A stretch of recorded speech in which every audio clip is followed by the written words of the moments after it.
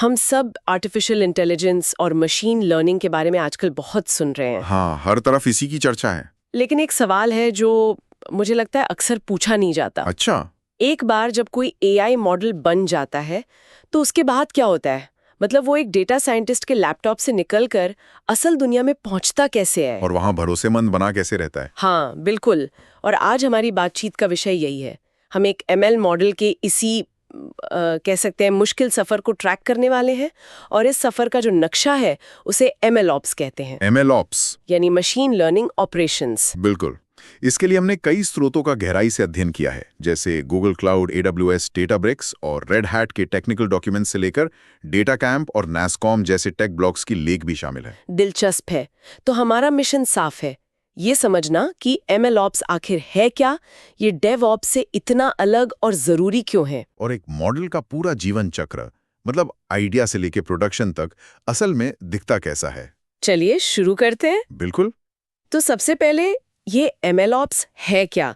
सुनने में तो ये DevOps जैसा लगता है, जिसके बारे में हमारे कई लिसनर्स जानते होंगे। हाँ, ये सवाल बहुत अच्छा है, क्योंकि यहीं से असली कहानी शुरू होती है। तो क्या ये डेटा साइंटिस्ट के लिए DevOps का बस एक नया फैंसी नाम है? नहीं, ऐसा नहीं है। MLOps वाकई डेवऑप्स के सिद्धांतों पर ही बना है। ऑटोमेशन, सहयोग, स्पीड। अच्छा। लेकिन ये ML की अपनी बहुत ही यूनिक चुनौतियों के लिए बनाया गया है। डेटाब्रिक्स और AWS के सोर्सेज इसे उन प्रैक्टिसेस का सेट बताते हैं जो ML मॉडल्स को प्रोडक्शन में ले जाने और फिर उन्हें मेंटेन और मॉनिटर करने। हाँ, उस पूरे प्रोसेस को स्ट्रीमलाइन करता है। ये डेवलपमेंट और ऑपरेशंस के बीच का एक पुल है, खासतौर पर ML के लिए। लेकिन इस पुल की जरूरत ही क्यों पड़ी? सॉफ्टवेयर में तो ये काम डेवऑप्स सालों से कर रहा है। इसकी जरूरत एक बहुत ही आम लेकिन बड़ी समस्या से पैदा हुई है। क्या है वो? जिसे कहते हैं it works on my machine syndrome. हाँ हाँ, ये तो हर डेवलपर जानता है। बिल्कुल। एक मॉडल डेटा साइंटिस्ट के लैपटॉप पर टेस्ट डेटा के साथ कमाल का परफॉर्मेंस देता है, लेकिन जैसे ही उसे प्रोडक्शन में असली दुनिया के डेटा के सामने लाया जाता है, वो फेल हो जाता है। अक्सर। मैसकॉम का लेख कहता है कि ज्यादातर मॉडल्स प्रोडक्शन में खराब हो जाते हैं क्योंकि असल दुनिया का डेटा इतनी तेजी से बदलता है कि सिस्टम अडेप्ट नहीं कर पाता। यहाँ एक बहुत दिलचस्प बात सामने आती है। गूगल क्लाउड और डेटा कैंप दोनों ने एक बहुत मशहूर गूगल पेपर का जिक्र किया है, hidden technical debt and machine learning systems. हाँ, और ये MLOps के दिल में है। उस पेपर में एक ऐसी बात कही गई है जो सुनने में थोड़ी उल्टी लगती है। आप उस डायग्राम की बात कर रही हैं ना, जहां ML कोड बस एक छोटा सा बॉक्स है। एग्जैक्टली।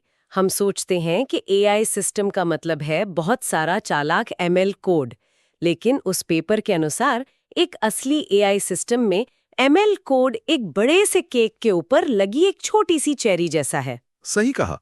असली केक तो डेटा पाइपलाइंस, कॉन्फ़िगरेशन, मॉनिटरिंग और बाकी इंफ्रास्ट्रक्चर का बना होता है। वाओ! तो आप कह रहे हैं कि जो सबसे ग्लैमरस हिस्सा है मॉडल बनाना, वो असल में पूरे काम का सबसे छोटा हिस्सा है। बिल्कुल। असली मेहनत तो उसके आसपास की पूरी प्लम्बिंग में है। ये तो AI टीम बनाने के पूरे नजरिए को ही बदल देता है। हाँ, और यही प्लम्बिंग ML सिस्टम को पारंपरिक सॉफ्टवेयर से अलग करती है। गूगल क्लाउड का स्रोत उन्हें डेटा निर्भर सिस्टम कहता है। डेटा निर्भर। मतलब उनकी क्वालिटी और परफॉर्मेंस सीधे डेटा पर निर्भर करती है। इसी से जुड़ी एक समस्या है जिसे रेड हैट के लेख में डेटा ड्रिफ्ट कहा गया है। डेटा ड्रिफ्ट, इसे किसी आसान उदाहरण से समझा सकते हैं? जरूर। मान लीजिए आपने मौसम के पूर्वानुमान के आधार पर छाते रेकमेंड करने के लिए एक शानदार मॉडल बनाया है। ठीक है। ये मानसून के डेटा पर ट्रेन हुआ है और महीनों तक बेहतरीन काम करता है। लेकिन फिर मौसम बदलता है और सर्दियां आ जाती हैं। और अब लोग छाते नहीं खरीद रहे। सही। अब आपका मॉडल, जिसे सूखी सर्दियों का कोई अंदाजा नहीं है, बेकार प्रेडिक्शंस देने लगता है। इसी को डेटा ड्रिफ्ट कहते हैं। समझ गई। तो MLOps वो सिस्टम है जो इस बदलाव को नोटिस करता है। हाँ, और कहता है, अरे सर्दियां आ गई हैं, अब नए डेटा के साथ फिर से ट्रेन होने का समय है। ठीक है, तो चलिए अब MLOps और DOps की तुलना को थोड़ा और गहराई से समझते हैं। फोकस के अलावा और क्या बड़े अंतर हैं? कई बड़े अंतर हैं। नासकॉम और डेटा कैम्प के लेखों में इसकी बहुत अच्छी तुलना है। देखिए, DOps का पूरा ध्यान कोड पर होता है। ठीक है। लेकिन MLOps में कोड के अलावा डेटा सेट्स, मॉडल्स और यहाँ तक कि हर एक्सपेरिमेंट का हिसाब रखना पड़ता है। हर एक्सपेरिमेंट का? हाँ, और ब्राउजर स्टैक का सोर्स एक जरूरी बात कहता है, डीओप्स के आर्टिफैक्ट्स जैसे सोर्स कोड एक बार बन गए तो स्टेबल रहते हैं, जबकि MLOps के आर्टिफैक्ट्स जैसे मॉडल्स और डेटा वो डायनामिक हैं, वो लगातार बदलते रहते हैं। तो इसका मतलब है कि उनका जीवन चक्र भी अलग होगा। डेवऑप्स में आप एक सॉफ्टवेयर बनाते हैं, उसे डिप्लॉय करते हैं और फिर कुछ समय बाद अपडेट भेजते हैं। सही, लेकिन MLOps में ये एक कभी न खत्म होने वाला चक्र है। कैसा चक्र? डिप्लॉय करो, मॉनिटर करो, नए डेटा पर रीट्रेन करो और फिर से डिप्लॉय करो। अच्छा, ये लगातार चलता रहता है। हाँ, इसी वजह से टीमें भी अलग होती हैं। डेवऑप्स में डेवलपर्स और ऑप्स टीम होती है। MLOps में डेटा साइंटिस्ट, ML इंजीनियर्स और डेटा इंजीनियर्स भी जुड़ जाते हैं। और सफलता को मापने का तरीका भी बदल जाता होगा। डेवऑप्स में सक्सेस का मतलब है स्टेबल रिलीज, कम बग्स, लेकिन MLOps में सक्सेस मैट्रिक्स बहुत अलग हैं। यहाँ आप मॉडल की एक्यूरेसी, उसकी फेयरनेस मतलब कि वो बायस तो नहीं है। बिल्कुल, और डेटा ड्रिफ्ट कितना हो रहा है और समय के साथ उसकी रेलेवेंस को मापते हैं। यहाँ तक कि टूल्स भी अलग है ना? हाँ, कोड क्लाउड वीडियो में डेवऑप्स के लिए जिंकिंस, डॉकर, कुबरनेटीज जैसे टूल्स का जिक्र है, जबकि MLOps में आपको ML फ्लो, DVC और कूब फ्लो जैसे स्पेशलाइज्ड टूल्स चाहिए। DVC मतलब डेटा वर्जन कंट्रोल। सही, इसकी जरूरत इसलिए है क्योंकि गिट जो कोड को मैनेज करता है वो टेराबाइट्स के डेटा सेट्स को संभालने के लिए नहीं बना है। ये AWS के सोर्स में बताए गए कंटिन्यूअस एक्स सिद्धांत से भी जुड़ता है। डेवऑप्स में हम CI/CD की बात करते हैं, कंटिन्यूअस इंटीग्रेशन और कंटिन्यूअस डिलीवरी। एग्जैक्टली, जो कोड अपडेट्स को ऑटोमेट करता है। लेकिन MLOps में एक तीसरा बहुत जरूरी पिलर जुड़ जाता है, CT यानी कंटिन्यूअस ट्रेनिंग। Continuous training. इसे ऐसे समझिए, एक रेगुलर ऐप तभी स्मार्टर बनता है जब कोई इंसान उसमें नया कोड लिखता है। सही। लेकिन CT के साथ सिस्टम खुद ब खुद स्मार्टर बन सकता है जब MLOps सिस्टम देखता है कि दुनिया बदल गई है, मतलब डेटा ड्रिफ्ट हुआ है, तो वो खुद ही रीट्रेन करने की प्रक्रिया शुरू कर देता है। बिल्कुल, ये ऐसा है जैसे एप्लीकेशन जिंदा है और खुद को अडेप्ट कर सकती है। ये तो वाकई एक बहुत बड़ा बदलाव है। तो चलिए अब इस पूरी प्रक्रिया को शुरू से अंत तक देखते हैं। एक मॉडल का जीवन चक्र कैसा दिखता है? हाँ, गूगल क्लाउड का बेस्ट प्रैक्टिसेस दस्तावेज इसे बहुत अच्छे से बताता है, तो हम उसी स्ट्रक्चर को फॉलो कर सकते हैं। ठीक है। पहला फेज है ML डेवलपमेंट। ये R&D का चरण है जहां डेटा साइंटिस्ट प्रयोग करते हैं। लेबोरेटरी वाला काम। हाँ, एक तरह से। इसमें सबसे पहले आता है डेटा तैयार करना। यहाँ स्ट्रक्चर्ड डेटा के लिए बिग क्वेरी जैसे डेटाबेस का इस्तेमाल होता है और अनस्ट्रक्चर्ड डेटा जैसे इमेजेस के लिए क्लाउड स्टोरेज का। और फिर आते हैं एक्सपेरिमेंट्स पर। सही, दूसरा कदम है प्रयोग, एक्सपेरिमेंटेशन। यहाँ वे वर्टेक्स AI वर्कबेंच जैसे टूल्स में अलग-अलग मॉडल्स के साथ प्रयोग करते हैं और टेंसर बोर्ड जैसे टूल से हर एक्सपेरिमेंट को ट्रैक करते हैं। और आखिर में है मूल्यांकन, इवैल्यूएशन। हाँ, यहाँ देखा जाता है कि मॉडल कितना अच्छा काम कर रहा है और वर्टेक्स, एक्सप्लेनेबल AI जैसे टूल्स ये समझने में मदद करते हैं कि मॉडल कोई प्रेडिक्शन क्यों कर रहा है। यानी ये सिर्फ क्या नहीं बल्कि क्यों का भी जवाब देता है। हाँ। ये तो मॉडल में ट्रस्ट बनाने के लिए बहुत जरूरी है। ठीक है, तो डेवलपमेंट के बाद क्या होता है? डेवलपमेंट के बाद आता है डेटा तैयारी, डेटा प्रिपरेशन, लेकिन अब बड़े पैमाने पर। मतलब प्रोडक्शन के लिए। हाँ, यहाँ डेटा फ्लो या स्पार्क जैसे टूल्स का इस्तेमाल करके टेराबाइट्स ऑफ डेटा को प्रोसेस किया जाता है ताकि वो ट्रेनिंग के लिए तैयार हों। और इसके बाद होती है असली ट्रेनिंग। बिल्कुल, ML ट्रेनिंग संचालित। यहाँ का मुख्य लक्ष्य ट्रेनिंग प्रोसेस को रिपीटेबल और ऑटोमेटेड बनाना है। कोड को वर्टेक्स AI ट्रेनिंग जैसी मैनेज्ड सर्विस में चलाया जाता है। और जब मॉडल ट्रेन हो जाता है तो उसे डिप्लॉय किया जाता है। स्रोत बताते हैं कि इसके दो मुख्य तरीके हैं, बैच और ऑनलाइन। सही, मॉडल डिप्लॉयमेंट और सर्विंग में बैच प्रेडिक्शन का मतलब है समय समय पर डेटा के बड़े बैच पर भविष्यवाणियों करना, जैसे रात में सेल्स रिपोर्ट बनाना। हाँ, और ऑनलाइन प्रेडिक्शन का मतलब है रियल टाइम में जवाब देना, जैसे किसी ई-कॉमर्स साइट पर प्रोडक्ट रिकमेंडेशन देना। और इन सभी अलग-अलग चरणों को एक साथ कौन जोड़ता है? वो है ML वर्कफ्लो ऑर्केस्ट्रेशन। ये MLOps ऑटोमेशन का दिल है। अच्छा।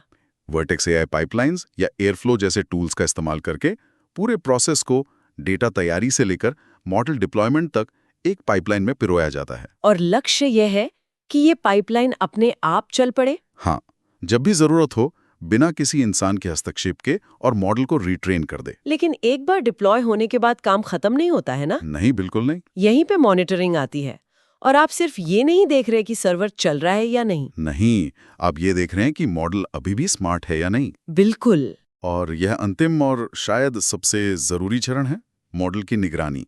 सिस्टम को लगातार 2 चीजों पर नजर रखनी होती है, स्क्यू और ड्रिफ्ट। ड्रिफ्ट तो हमने समझ लिया, स्क्यू क्या है? स्क्यू का मतलब है ट्रेनिंग डेटा और प्रोडक्शन डेटा के बीच का अंतर, और ड्रिफ्ट का मतलब है समय के साथ प्रोडक्शन डेटा का बदलना। अच्छा। जब ये एक तय सीमा से ज्यादा हो जाते हैं तो सिस्टम एक अलर्ट भेजता है जो रीट्रेनिंग पाइपलाइन को ऑटोमेटिकली ट्रिगर कर सकता है। ये सब सुनने में बहुत एडवांस लगता है। मुझे नहीं लगता कि हर कंपनी इस लेवल पर काम कर रही होगी। नहीं, बिल्कुल नहीं। क्या स्रोत इस बारे में बात करते हैं कि टीमें आमतौर पर इसमें कैसे ग्रो करती हैं? कोई क्रॉल वॉक रन अप्रोच है? हाँ, यह एक बहुत अच्छा सवाल है, और गूगल क्लाउड का दस्तावेज MLOps अडॉप्शन के 3 मैच्योरिटी लेवल्स बताता है। ओके, तो पहला लेवल क्या है? लेवल 0 मैनुअल प्रक्रिया। यह सबसे बेसिक स्तर है। यहाँ सब कुछ हाथ से होता है। 1 मिनट रुकिए। इसका मतलब है कि डेटा साइंटिस्ट सचमुच एक मॉडल फाइल को ट्रेन करके एक इंजीनियर को ईमेल या किसी और तरीके से भेजता है? हाँ, बिल्कुल, ये बिल्कुल वैसा ही है। ये तो गड़बड़ी होने का इंतजार करने जैसा है। बिल्कुल। यहाँ रिलीज बहुत कम होती है और ML और ऑप्स टीमों के बीच कोई तालमेल नहीं होता। ठीक है, और level 1? Level 1 ML pipeline automation. इस स्तर पर लक्ष्य कंटिन्यूस ट्रेनिंग यानी CT हासिल करना है। मतलब पूरी ML पाइपलाइन ऑटोमेटेड होती है? हाँ, जब भी नया डेटा आता है, पाइपलाइन अपने आप एक नया मॉडल ट्रेन कर सकती है। ये एक बहुत बड़ी छलांग है। और level 2? Level 2 CI/CD pipeline automation. ये है असली फुल ब्लोन MLOps। तो इसमें क्या अलग है? यहाँ सिर्फ ML पाइपलाइन ही ऑटोमेटेड नहीं है, बल्कि उस पाइपलाइन को बनाने और डिप्लॉय करने का प्रोसेस भी ऑटोमेटेड है। अच्छा। मतलब अगर कोई डेटा साइंटिस्ट पाइपलाइन के कोड में छोटा सा भी बदलाव करता है, तो एक CI/CD सिस्टम उस बदलाव को टेस्ट करता है, पाइपलाइन को फिर से बनाता है और उसे प्रोडक्शन में डिप्लॉय कर देता है। वाओ, ये तेजी और भरोसे के लिए अल्टीमेट लेवल है। बिल्कुल। ठीक है, तो इन सब का निचोड़ क्या है? इन सभी स्रोतों को समझने के बाद ये साफ है कि MLOps सिर्फ एक बज़वर्ड नहीं है। नहीं, ये उससे कहीं ज्यादा है। ये ML को लैब से निकालकर असल दुनिया में भरोसेमंद बनाने के लिए एक जरूरी बदलाव है। ये डेवऑप्स के सिद्धांतों को लेता है और उन्हें ML की यूनिक डेटा संचालित और एक्सपेरिमेंटल प्रगति के लिए अडेप्ट करता है। इसे ऐसे देख सकते हैं कि ये एक हाथ से काम करने वाली कलात्मक प्रक्रिया से एक ऑटोमेटेड इंजीनियरिंग डिसिप्लिन की ओर बढ़ने जैसा है। स्रोत इस बात पर एकमत हैं कि MLOps के मूल में ऑटोमेशन, सहयोग और सबसे जरूरी निरंतर निगरानी और रीट्रेनिंग का चक्र है। हाँ, यही वो चीज है जो एक AI प्रोजेक्ट जो सिर्फ एक अच्छा आइडिया है और एक ऐसे प्रोजेक्ट के बीच का अंतर तय करती है जो बिजनेस को लगातार असली वैल्यू देता है। और अंत में हमारे लिसनर्स के लिए एक विचार। रेड हैट का लेख एक बहुत ही गहरा सवाल उठाता है। जैसे जैसे ML मॉडल विकसित होते हैं, उन्हें टेस्ट करने का तरीका भी बदल जाता है।